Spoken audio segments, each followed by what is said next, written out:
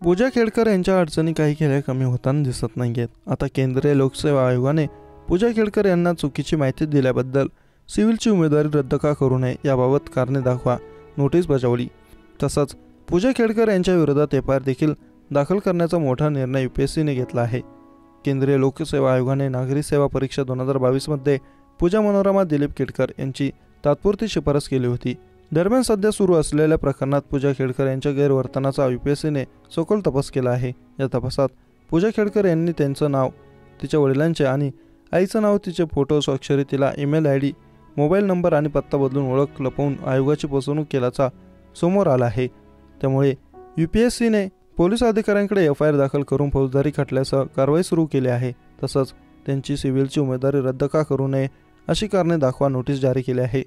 सेवा परीक्षा 2022 आणि नागरी सेवा परीक्षा 2022च्या नियमांनुसार भविष्यातील परीक्षा आणि निवड यावरही बंदी घालण्यात आली आहे।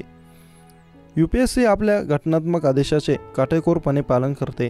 कोणतीही तडजोड न करता योग्य परिश्रमाच्या शक्यतेच्या क्रमाने सर्व परीक्षांसह सर्व प्रक्रिया पार पाडते। यूपीएससीने अत्यंत निष्पक्षतेने आणि नियमांचे काटेकोर पालन करून सर्व परीक्षा प्रक्रियेचे पवित्र आणि अखंडता सुनिश्चित केली आहे। विशेषतः उमेदवारांकडून विश्वास आणि विश्वासार्हता मिळवली आहे, त्याला कधीही तडा जाऊ दिला जाणार नाही असं यूपीएससीने स्पष्टपणे नमूद केलं आहे। पूजा खेडकर प्रकरणात दररोज नवनवीन खुलासे होत आहेत। गाडीवर लाल दिवा लावल्यानंतर त्यांची बदली वाशिमला करण्यात आली होती। त्यानंतर या प्रकरणात अनेक कारनामे समोर आले।